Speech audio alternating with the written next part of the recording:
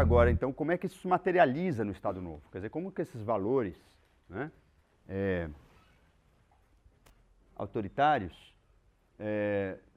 se materializam no Estado Novo. Quer dizer, como que eles se transformam em discurso ideológico, por um lado, e como eles se transformam em estruturas de poder, né, antes de, então, terminarmos a aula. Né. Então, lembrando, Estado Novo, implantado em novembro de 37, dura até 1945. Né. Quais eram as bases doutrinárias do Estado Novo? E aí eu destaco muito o trabalho da Ângela de Castro Gomes, né, organizado pela Ângela de Castro Gomes. Estado Novo, Ideologia e Poder. A nação era vista como um corpo político coeso, orgânico e hierárquico. Né? Então, a nação brasileira, ela era um corpo coeso, hierárquico e orgânico. Ela tinha que funcionar, né, como um corpo. Então, o conflito, a ameaça do dissenso era vista como algo a ser reprimido. Né? A nação era vista como um ente histórico-cultural que deveria se expressar no povo. Então, né, vejam, ao contrário, né, de uma certa concepção folclórica de povo que tinha na Primeira República, né, ou daquela concepção elitista de povo, quer dizer, o que valia era só a camada de cima da sociedade, o Estado Novo começa a desenvolver uma ideia de que a massa social no Brasil ela tinha uma identidade e o Estado precisaria traduzir essa identidade e educar as novas gerações a partir dessa identidade. Então, é aquilo que a gente chama de brasilidade, que é um tema que nasce nos anos 30, que se consolida no Estado Novo. Né? Esse valor seria expresso por uma espécie de cultura, uma tradição histórico-cultural atávica que vinha do passado e que recebia o nome, portanto, de brasilidade. E o Estado, qual que era a crítica do Estado Novo à Primeira República? O Estado estava descolado dessa massa cultural, dessa massa, dessa tradição, né, que vinha né, dos de baixo. Então, o Estado Novo se colocava como aquele que expressava a identidade histórica do Brasil, reprimida pelas elites ou não reconhecida pelas elites, até 30. Isso nós vamos ver mais na próxima aula, porque isso, obviamente, esse tipo de valor dialoga muito com as discussões sobre, em torno do modernismo brasileiro, que exatamente defendia, né, a recriação da identidade brasileira, em bases inspirada nas tradições populares. Nós vamos voltar a isso na aula que vem. Havia um forte estatismo, um discurso que o Estado deveria regular, né, a economia, a sociedade, quer dizer, a burocracia como planejadora, né, reguladora e tutora da nação-povo. Né. O corporativismo, eu já falei para vocês, quer dizer, a ideia de que a sociedade era um corpo, né, da nação. Veja que interessante, quer dizer, a sociedade não é um conjunto de atores privados que se digladiam, que entram em disputa por recursos, né, como é a visão liberal, né, clássica, né, e que está mediado pela lei neutra, abstrata. Né. A nação, a sociedade era o corpo da nação. Então, se a nação tinha uma identidade histórica, a sociedade tinha que expressar, o dia a dia na sociedade, os grupos sociais, a organização social deveria expressar essa identidade. Uma ambiguidade muito interessante do Estado Novo é o convívio entre, né,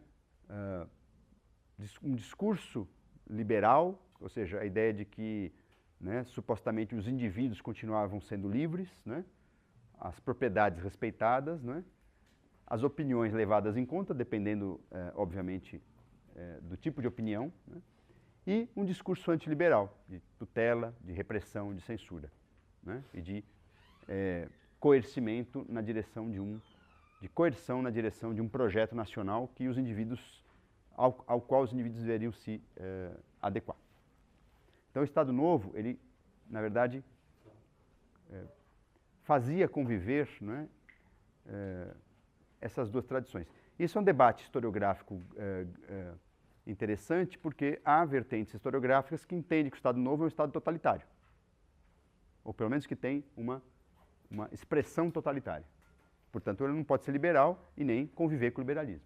E há correntes que dizem que o Estado Novo tinha um autoritarismo particularmente forte para as classes populares, mas que entre as elites ele em nenhum momento ameaçou, né, propriamente os valores liberais que informavam essas elites, né? Inclusive permitindo que os agentes privados tivessem espaço de iniciativa na economia ou mesmo na política não, obviamente, né, porque era uma ditadura, mas sobretudo na economia e na cultura.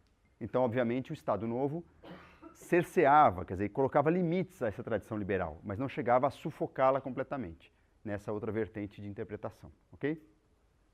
Aí a própria Maria Helena Capellato, no seu trabalho Multidões em Cena, ela sugere essa ambiguidade, essa convivência, né, numa certa camada da sociedade, de um liberalismo, obviamente cerceado pelo discurso, pelas práticas autoritárias, né, e aí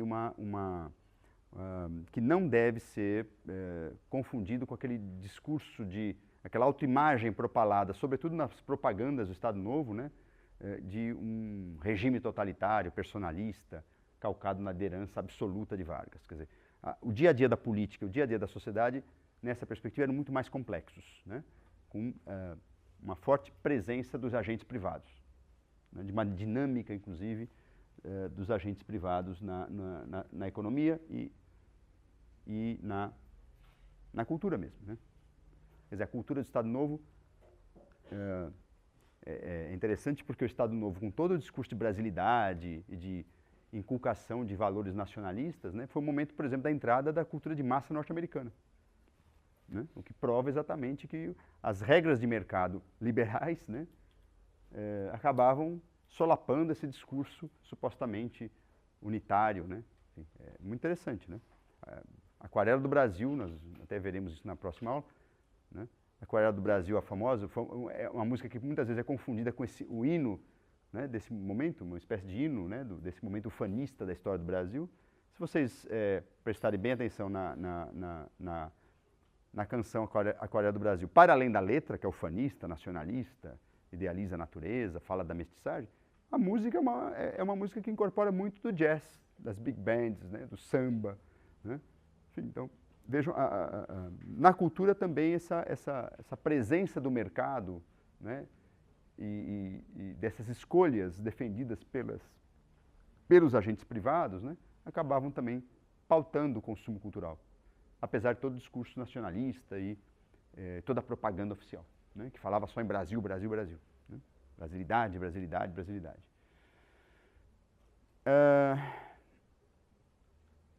Estrutura de poder, né? Quer dizer, como é que era a estrutura, como é que se organizou o poder? Quer dizer, para além do discurso ideológico, das doutrinas, como é que se organizou o poder no Estado Novo? Bom, basicamente havia uma estrutura central, né, que comandava, né, a vida política, que passava pela Presidência da República, o Poder Executivo Federal e as interventorias, que era o Poder Executivo Estadual. Então esse era o eixo de poder político do Estado Novo, né? Outra instituição importantíssima era o DASP, né? Era uma espécie de superministério, né, conforme apontam alguns autores. Departamento de Administração do Serviço Público, né? Era responsável pela administração geral do país, né? Então ele deveria fazer a seleção, profissionalização, inspeção e assessoria do serviço público, né? E por outro lado, né, e aí é uma tese do Adriano Codato, ele também racionalizava as demandas políticas das elites regionais. Vejam que interessante essa tese, né? Quer dizer, além de supostamente criar um órgão técnico de aprimoramento do serviço público, de reforço, portanto, da burocracia federal, o DASP também era uma forma de você racionalizar demandas daquelas oligarquias que vinham lá do pré-1930. Né? Essa é a tese, então, repito, do Adriano Codato. A tese dele está na nossa bibliografia. Além disso, havia órgãos técnicos e burocráticos, conselhos diversos e institutos diversos, né? Institutos, por exemplo, voltados para a regulação da produção do café, do cacau, né? Conselho Nacional do Petróleo, né? Vejam. Então, o que eram esses conselhos e institutos? Eram órgãos técnicos para regular atividades produtivas, alguns setores da economia. Então, foi uma marca dos anos 30 e 40 a criação desses conselhos. O que significa isso? O Estado está trazendo para si, junto com os agentes privados, porque os conselhos geralmente nesses conselhos têm assento os agentes privados da economia, né? Ou seja, não são só agentes públicos, né? Estatais, uma tentativa de, portanto, estimular e ordenar a produção, né? É o que alguns chamam hoje de Estado cartorial brasileiro, né? Os liberais, principalmente, atualmente criticam muito esse tipo de confusão, né? Esse tipo de excesso de regulação. Né? Então, as agências reguladoras, né, elas são um pouco diferentes, é um modelo diferente desses conselhos estatais, tá? Só para não confundir. Mas o princípio do conselho é que o Estado tenha a premência na regulação de um determinado setor da economia. Né? Então, portanto, que alguns dizem que houve também uma aliança da burocracia civil e militar com a alta indústria. Essa é uma tese do Boris Fausto. Né? E, portanto, industriais importantíssimos, como Roberto Simonsen, né, o criador da Fiesp. Né? Evaldo Lodge, né, responsável pela Confederação Nacional da Indústria. Américo Gianetti, a família Guinle, quer dizer, foram grupos de industriais que se beneficiaram muito das políticas econômicas do Estado Novo. Né? Por isso que, às vezes, se diz que 1930, mas particularmente o Estado Novo, representou a ascensão da burguesia industrial, porque efetivamente eles foram beneficiários das políticas de modernização, né? de industrialização do país. Né? E há um debate no ar, né, se o Estado Novo efetivamente foi um Estado corporativo ou se ele simplesmente, né, reforçou ou criou, na verdade, uma burocracia cartorial, que é diferente da ideia de corporativismo. Né? Se o Estado foi pautado por uma burocracia cartorial, significava que, na verdade, os agentes privados, sobretudo aqueles que tinham poder econômico, davam o tom das políticas públicas. Né? É um pouco diferente do modelo corporativista puro, em que o Estado tem mais controle dos agentes privados. Embora, obviamente, ao fim e ao cabo, mesmo no modelo corporativo fascista, o capital privado é beneficiado, né? Claro. Né? Mas a forma de relação é diferente. Então, em suma, a Era Vargas cria esse Estado brasileiro moderno, num certo sentido. O Estado nacional moderno. Né? Embora acene com uma participação popular neste progresso econômico, na verdade, isso muito pouco avançou nesse sentido. Né? A concentração de renda continua alta, né? Embora tenha um primeiro momento aí de melhoria da condição de vida dos trabalhadores urbanos, né? Os camponeses foram excluídos desse pacto. Né? E criaram um passivo social que até hoje, repito, a gente tem dificuldade de conviver no Brasil. Né? Porque não há políticas públicas fortes o suficiente para resolver esse passivo, essa desigualdade, exclusão. Né? Mas o Estado Novo, simbolicamente, se coloca como um momento de inclusão desses brasileiros, né, na nação. Mas isso se deu muito mais voltada para o operário urbano. Tá? Por que acabou o Estado Novo? Né? Se ele tinha tantos poderes e recursos políticos, se ele tinha uma articulação orgânica com a elite industrial, se ele controlava o sistema político, se ele tinha apoio do exército. Né? Então, a crise do Estado Novo é um processo histórico bastante complexo. Né? E eu acho que dos trabalhos que mais conseguiu elucidar essa virada ideológica e, em grande parte, uma nova dinâmica política surgida a partir dela, né, foi o trabalho da Ângela de Castro Gomes, chamado A Invenção do Trabalhismo. Nesse trabalho, nesse livro, a Ângela de Castro Gomes sugere que exatamente a conjuntura política de 1943-45, ela indica uma nova dinâmica política no Brasil e uma mudança, né, do projeto político de Vargas e do seu grupo, né, de um certo grupo ligado a esse círculo de poder, né, em torno de Vargas, que acaba por minar as bases na elite liberal e também junto ao exército. Né? E por que essa base de apoio é solapada? Porque, segundo Ângela de Castro Gomes, Vargas começa a preparar um projeto de poder que não tem o aval dessas elites, tanto a elite liberal, né, num certo sentido, que sempre viu o Estado Novo com muita desconfiança, mas aceitou como fato político, né, e também a elite militar. Né? E qual que era esse projeto? Né? Era um projeto de aproximação com as massas. Né? A partir de 43, vejam o que dizia a Constituição do Estado Novo. Que o Estado Novo, depois de 6 anos, deveria passar por um plebiscito para saber se o Vargas continuaria, se haveria eleições, se mudaria algum tipo de, enfim, de ponto na política nacional. Com a questão da guerra, da Segunda Guerra Mundial, o Brasil entrou na Segunda Guerra Mundial ao lado dos aliados das democracias ocidentais, né? Quer dizer, embora aqui fôssemos um regime antidemocrático, né? Com a questão da guerra, Vargas suspendeu o plebiscito. Falou, não é o momento de fazer um plebiscito porque estamos em guerra. País em guerra não pode ter democracia. Né? Mais ou menos isso. Né? País em guerra tem que coordenar os esforços na guerra, né? Na produção econômica, na guerra.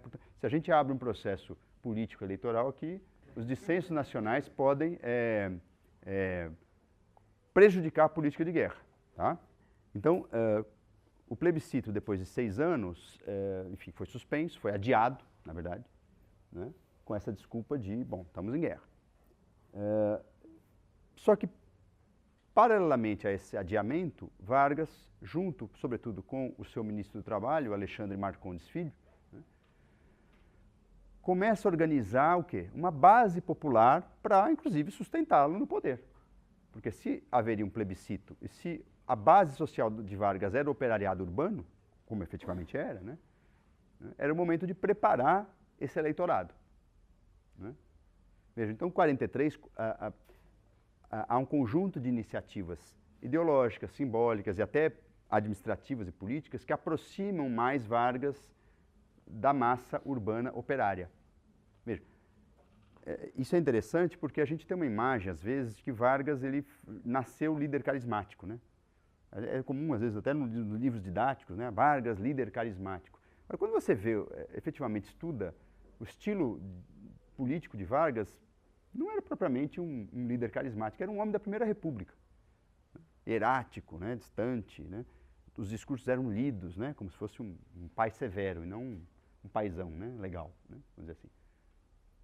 Isso é interessante, porque essa imagem de Vargas, o pai dos pobres, o líder carismático, aquele que está próximo das massas, é muito mais uma construção dos anos 40, particularmente. Né? Então, por exemplo, no 1º de maio, que era uma festa oficial do Estado Novo, o 1º de maio de 38, que é o primeiro de maio pós-Estado Novo, e o 1º de maio de 44 tem um caráter muito diferente um do outro. Né? O de 44 muito mais uma espécie de festa cívica popular. Né? O de 38, uma festa cívica mais tradicional. Né? Veja, o que significa isso? Que significa que em 43, segundo essa tese da Ângela de Castro Gomes, o varguismo começa a se organizar como uma força política calcada efetivamente no voto popular. Quer dizer, não havia voto, mas ele preparava uma futura base eleitoral. Essa é a tese da Ângela, por isso que ela vai dizer a invenção do trabalhismo. O trabalhismo, que será uma marca da Quarta República Brasileira, começa ali, a ser gestado. E qual que é o eixo do trabalhismo? A ideia de que só com Vargas a classe operária terá benesses. E aí, exatamente em 1943, tem o quê? Como grande festa, né, cívica nesse sentido? A promulgação da CLT. Né? Então é interessante que a cada 1º de maio, nos anos 40, Vargas anuncia, né, então, salário mínimo, a criação, né, do varguismo no Estado Novo. A CLT, a consolidação das leis de trabalho, que até hoje está na agenda brasileira, né, o que fazer com ela. Né, e sempre sofrendo críticas dos liberais, sempre. E, finalmente, agora, eles conseguiram, inclusive, praticamente acabar com a CLT. Né? E é curioso porque também a CLT sempre sofreu críticas da esquerda, e hoje a esquerda defende a CLT. Né? Então, vejam como o Brasil é complicado, né? Enfim, é complicado, mas não é incompreensível, né? Esse é um princípio que eu estou tentando aqui trabalhar no curso, né? Então, exatamente nesse momento, e a CLT é o grande momento disso, Vargas cria uma relação orgânica com os sindicatos e com, sobretudo, a classe operária urbana. Né? E, eventualmente, começa a acenar para os trabalhadores rurais, mas, repito, é só um aceno. Né? Ora, esse tipo de aproximação é visto pelos antivarguistas e, sobretudo, pelos liberais como o quê? A construção de um regime de uma espécie de regime de política de massas, né? Que na leitura liberal era muito próximo do fascismo. Quer dizer, se o regime já era autoritário e já tinha elementos de fascismo, a aproximação com as massas só complicaria esse processo, certo? Não por acaso, no mesmo ano, 1943, os liberais mineiros, em Minas Gerais, um grupo de funcionários públicos, inclusive, elabora o famoso Manifesto dos Mineiros, que é uma crítica liberal ao varguismo, né? Uma crítica que defende liberdade de expressão, fim da censura, realização de eleições, né? E é muito curioso que, obviamente, nesse momento o Estado Novo tem muito controle policial da sociedade ainda, né? Vale dizer que o Departamento de Imprensa e Propaganda, o DIP, controlava a imprensa, havia censura à imprensa, né? Mas a partir, né, final de 44 e 45, a pressão das elites sobre o Estado Novo aumenta, né? E o Vargas se vê obrigado a realizar, a propor uma agenda de transição, né? E essa agenda, portanto, vai passar pelo fim da censura à imprensa, logo no começo do ano, até porque essa censura já tinha sido praticamente furada, né, por alguns jornais que resolveram desafiá-la, né? Anistia aos presos políticos, né? E aí, sobretudo, os comunistas se beneficiam, né? Que estavam presos há quase 10 anos, né? Nesse momento que Prestes, por exemplo, sai da cadeia, né? E é curioso porque o Partido Comunista vivia uma situação bastante peculiar, porque, obviamente, vítima lá do regime, né, no certo sentido, né? Reprimidíssimo pelo regime, depois do levante comunista, né? Com seus militantes sofrendo torturas nas prisões, só que em 1943, em função da entrada do Brasil na guerra, o Partido Comunista oficialmente decreta uma política de união nacional em torno de Vargas, por conta da luta contra o nazifascismo. Então, Vargas, se aproveitando desse momento, e percebendo que ele está perdendo apoio nas elites, ele também promulga uma anistia que liberta os comunistas e traz os comunistas para a cena política, né? E, obviamente, nesse momento, os comunistas estão apoiando Vargas, né? Por conta do nacionalismo econômico, que é sempre uma pauta do Partido Comunista, foi sempre uma pauta do Partido Comunista, questão do anti-imperialismo, e por conta dessa política de massas que, enfim, lhe era comum, e da luta contra o nazifascismo, né? Ora, em 45, é muito interessante porque tem essa agenda, portanto, fim da censura, anistia, eleições, né? Os partidos começam a se organizar, a UDN se organiza em abril, né? Logo depois vem o PSD, Partido Social Democrático, e depois o PTB. Os 3 grandes partidos da República de 46 que nós vamos ver depois enfim, na aula própria, né? E um grande fenômeno político acontece em 45, que é uma mobilização popular em torno da defesa de uma tese que não era aprovada pelas elites liberais e tampouco pelo exército, que era assim constituinte com Vargas. Quer dizer, um movimento popular chamado, portanto, de queremismo, queremos Vargas, né? No processo de democratização. Já a agenda liberal era exatamente o contrário. Primeiro, tirar Vargas do poder, primeiro acabar com a ditadura e depois chamar um processo constituinte, né? Então, esse tipo de embate atravessou o segundo semestre de 45, né? Só que a mobilização popular do movimento queremista, né, em grande parte, colocava uma nova questão na agenda política, ou seja, a entrada das massas, que eram atores absolutamente desconhecidos na política brasileira, no sentido que se colocava em 45, ou seja, como aqueles que reivindicam um tipo de agenda política conectada a uma determinada elite de Estado, no caso, o grupo de poder de Vargas, né? Isso não havia, né, na política brasileira, né? Normalmente os movimentos de massa se colocavam contra as elites que ocupavam o Estado. Neste momento, então, é um momento interessante nesse sentido, porque havia um grupo que comandava o Estado, que procurava se apoiar nas massas, e as massas operárias, né, os sindicatos, apoiando Vargas. E é interessante que o Partido Comunista vai dar o aval ao queremismo, vai ajudar a organizar o queremismo. Tinha um apoio do partido. Então, olha, de um lado, um projeto liberal, né, um projeto que dizia: preciso acabar com a ditadura, preciso redemocratizar o país, é preciso ter uma Constituição liberal, e o outro que dizia: tudo bem, vamos ter uma Constituição democrática, mas vamos incorporar nessa Constituição os direitos sociais conquistados no Estado Novo. Esse era o discurso oficial. Né? Vamos dar protagonismo às massas operárias. Elas serão, né, os grandes eleitores, né, vamos dizer assim. Então essa tensão aumenta, e é curioso que aí o Exército, é sintomático que o Exército, então, dentro, inclusive, preocupado com essa politização, inclusive, das massas e com a presença dos comunistas na cena pública, vejam, aí nesse momento já há um forte anticomunismo militar por conta da memória de 35, a memória do Levante, né, que fortalece o anticomunismo militar, como mostra o trabalho do Rodrigo Pato, né, em Guarda contra o Perigo Vermelho. Né.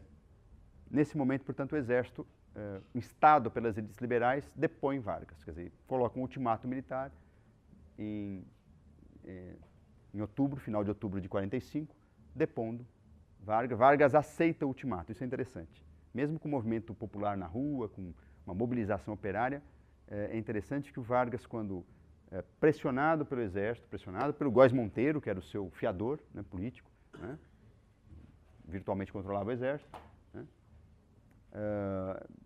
embora sob protesto, ele sai do poder, ele se retira, né, para não derramar sangue das massas, não criar uma guerra civil. É interessante isso. Né? Aliás, a nota de Vargas em 45 sempre me lembra muito a nota oficial do João Goulart em 64. Mesmo argumento. Eu me retiro do poder para não provocar guerra civil. Né? É curioso, porque se vocês compararem com o processo que está acontecendo na Argentina, no mesmo momento, quase no mesmo mês, né, é exatamente o contrário. Né? As massas saem às ruas, libertam Perón da prisão. Perón, que tinha uma trajetória que às vezes era comparada a Vargas, mas eu pessoalmente, e a historiografia também entende que não, né? O especialista entende que Perón tem uma trajetória política mais marcadamente militar, enquanto Vargas tinha uma formação civil, né? Para começar, isso já vem uma diferença. Né? E o Perón abraçando mais o fascismo num primeiro momento, Vargas não tanto, né? Embora tivesse sua tradição positivista, mas ambos eram muito comparados na imprensa, sobretudo para fins de propaganda negativa. Né? Olha, está vendo na Argentina o que está acontecendo? Os operários estão sublevados, né, em torno do Perón, isso vai acontecer no Brasil. Né? Havia um discurso muito forte na imprensa, né? Provocando essa comparação, até forçando, né, para que essa comparação fosse, né, palatável para aqueles que tinham medo das massas. Então, é interessante que aí o Exército, em meio a essa agitação do queremismo, depõe Vargas. Né? E aí, logo depois, realizam-se as eleições. Havia uma suspeita que Vargas poderia suspender as eleições marcadas para novembro, né? Para o final de 45. Né?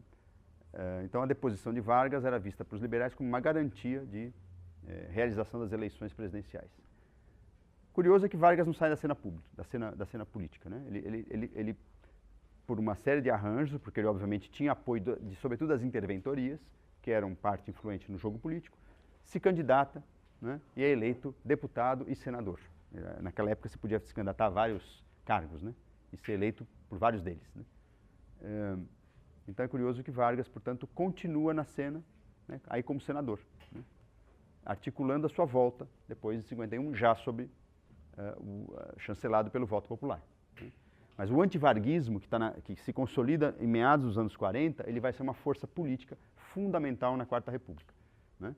Quer dizer, é em nome do antivarguismo que se vai lutar contra João Goulart, né? Depois contra o segundo governo Vargas. Quer dizer, é sempre essa suspeita liberal que o estatismo, o nacional-desenvolvimentismo e a política de massas poderiam ameaçar a ordem social, vai só se reforçar na Quarta República, que a gente vai ver depois com mais calma na aula própria.